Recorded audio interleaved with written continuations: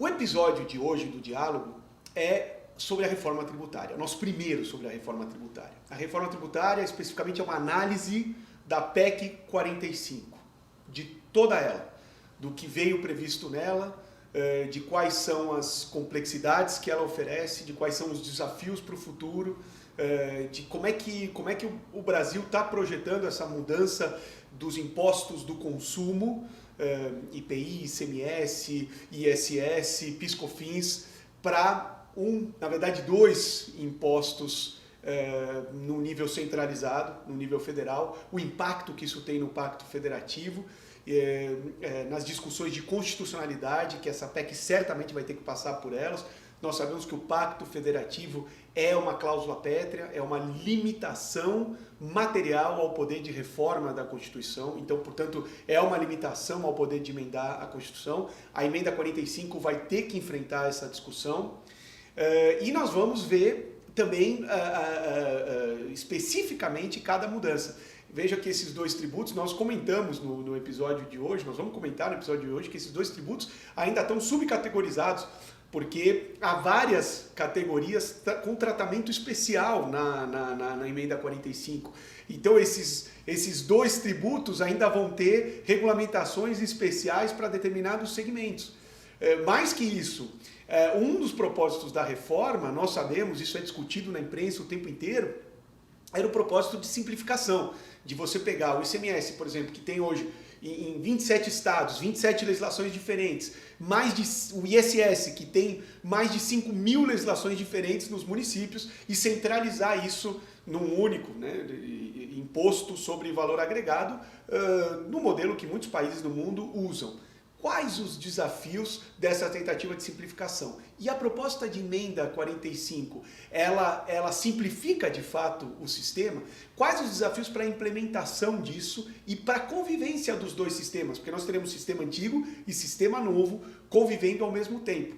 2, essas mudanças vão realmente dar jeito, dar solução para os problemas antigos que eram apontados no sistema tributário nacional desde que ele foi criado. Esse debate da reforma é um debate da década de 90 e a Constituição é de 1988. Né? Desde que houve a criação deste modelo, obviamente que esse modelo importou conceitos do modelo da Constituição de 67 com a emenda, mas este modelo, tal como concebido em 1988, começou a ser questionado já na década de 90. Nós estamos no Brasil há 3 décadas discutindo a reforma tributária e agora foi aprovada. É um evento que vai mudar absolutamente tudo, vai reformar completamente o nosso sistema.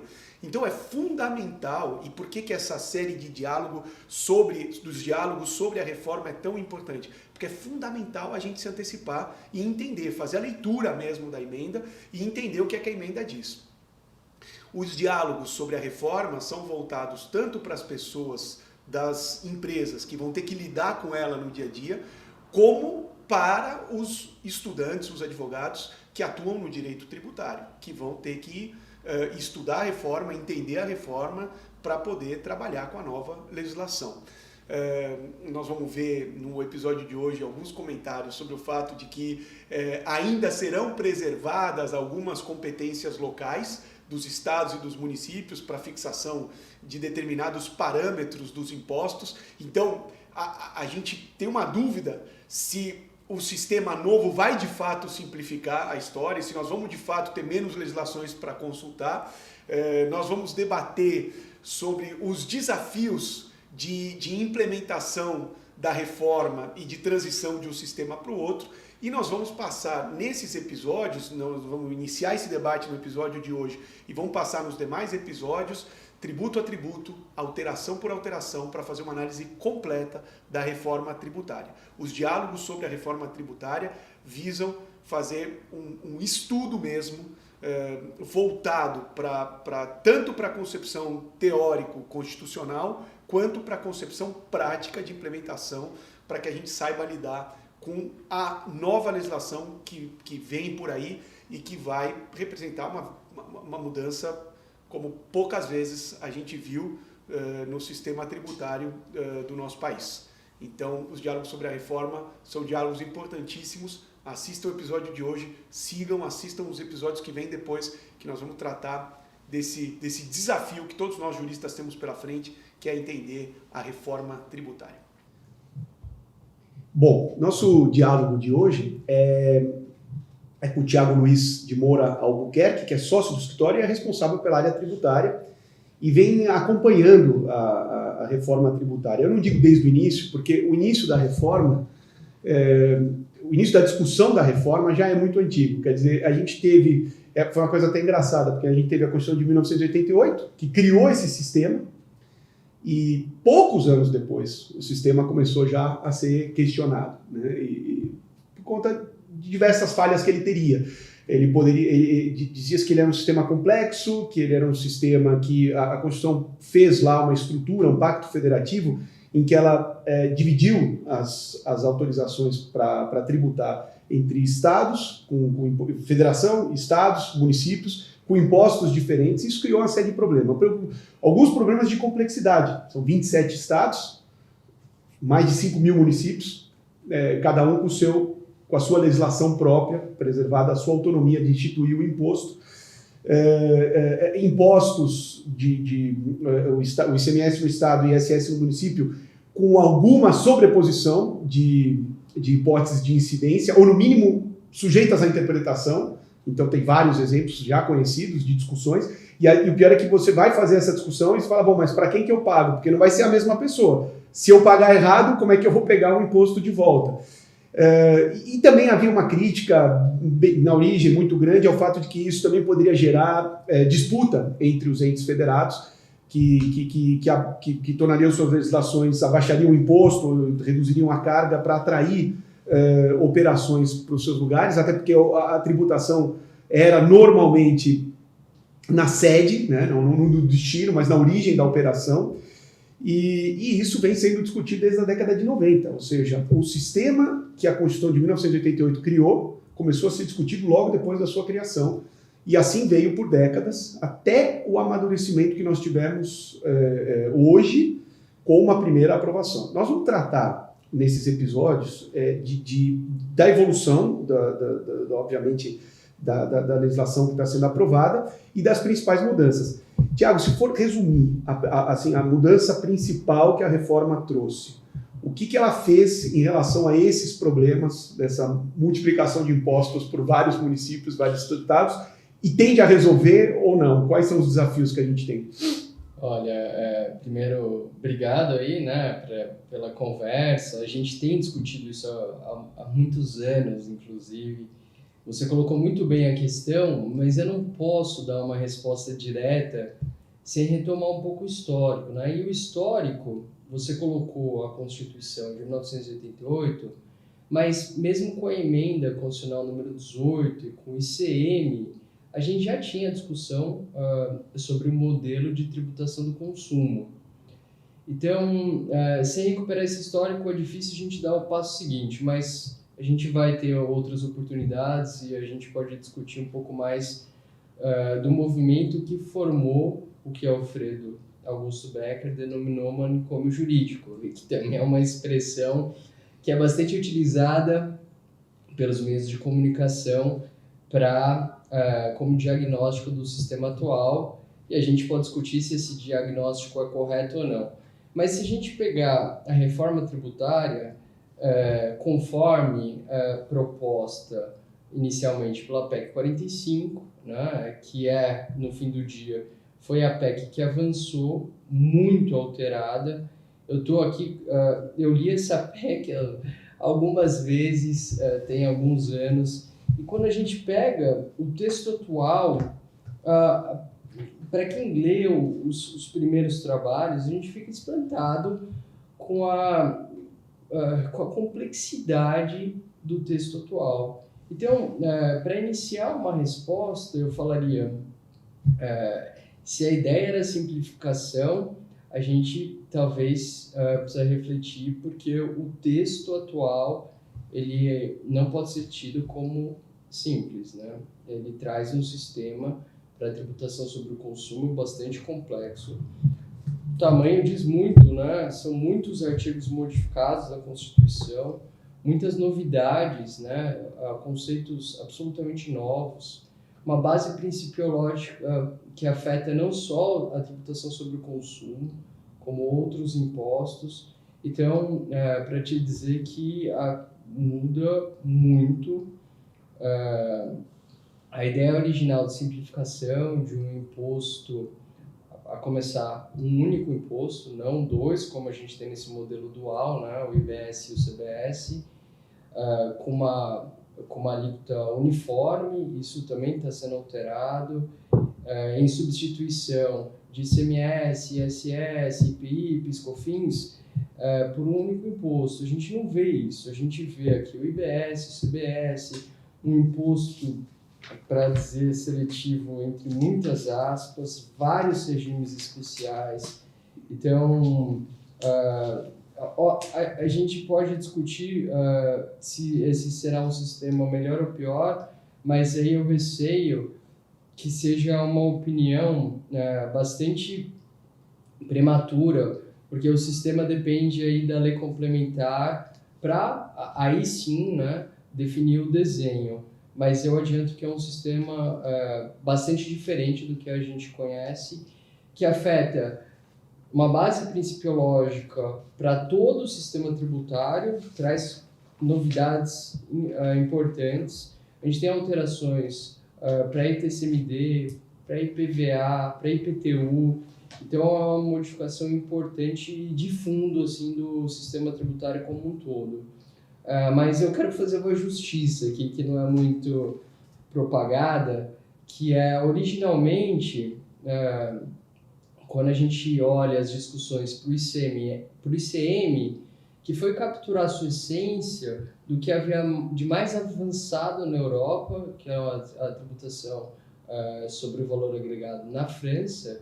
A discussão buscava simplificação e não cumulatividade, que é colocada como uma grande novidade, né, pela reforma, mas que não é bem assim. Vários autores pensaram, escreveram, buscaram, na verdade, essa simplificação, mas o que aconteceu no passado, o que parece acontecer agora, é que o processo político acaba engolindo, né? E a gente corre o risco sempre, enfim, às vezes em nome de causas meritórias, né? Claro, ninguém quer onerar a cesta básica, né? Enfim, tem um aspecto político importante, mas a gente colocaria em xeque a questão da alíquota única, por exemplo. Isso, a alíquota única, né? Os idealizadores, eles tomaram o cuidado de dar um mínimo de competência para os entes, né? Então, a tributação no destino, e os entes eles podem estabelecer suas próprias alíquotas. É um incentivo. A tributação no destino já neutralizaria, em parte, o que eles chamam de guerra fiscal, ou não? Esse é um mecanismo eficiente? Uhum. A tributação no destino pode, como bem desenhada aqui pela reforma nesse ponto, mas se você tem exceções para benefícios fiscais, como o texto aprovado enfim, coloca na mesa, né?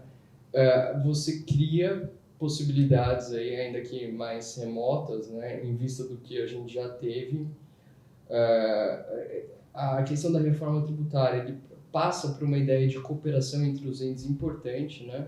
Esse é um grande desafio, porque o que você está dizendo, que acho que é relevante, é que o objetivo, então, de trocar esses impostos atuais de consumo, né? Então nós estamos falando do ICMS, ISS, o PIS/COFINS e o IPI, por um imposto único, que na verdade está se desdobrando na reforma em dois, mas o objetivo, a ideia, o princípio que está por trás disso é simplificar, né? À luz do que o mundo faz em muitos países da Europa têm o imposto sobre valor agregado como um imposto único, centralizado, federal, vamos dizer assim, né?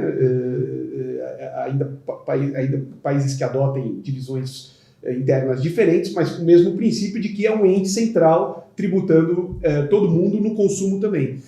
E no Brasil, nós estamos agora projetando, então, algum nível de centralização, mas mantendo algum nível de autonomia local. Então, nós ainda teremos, provavelmente, 5.000 legislações. A ideia é que a gente não tenha 5.000 legislações tão complexas quanto hoje, mas alguns aspectos ainda serão regulados. E nós temos o desafio da cooperação. Já existem órgãos de cooperação entre os estados, existem conselhos que cuidam da cooperação dos entes federativos, mas, em tese, se a arrecadação centralizada for maior, esses conselhos vão ter muito mais trabalho, vão ter muito mais coisa para fazer. E as pressões políticas que você mencionou são importantes, a gente tem acompanhado, porque, por exemplo, os estados que arrecadam muito temem perder a arrecadação num sistema de centralização e repasse. Esse é um risco que existe também, ou você acha que isso está encaminhado na reforma, ou seja, dentro do desafio da cooperação, será preservado, vamos dizer assim, o peso que cada estado tem na arrecadação global? Uhum. Esse aspecto ele é relevante, ele tem um efeito prático atual, né? Como a ideia de manutenção da carga tributária para a tributação sobre o consumo pressupõe algum critério para no futuro você equiparar a arrecadação atual com a que virá a partir do novo sistema, isso gerou um efeito que demonstra o oposto da cooperação, que é o efeito atual de que muitos estados, para não falar totalidade, estão buscando a majoração da tributação e com o argumento de que isso se justifica porque quando chegar o novo modelo eu vou ter uma maior participação no futuro.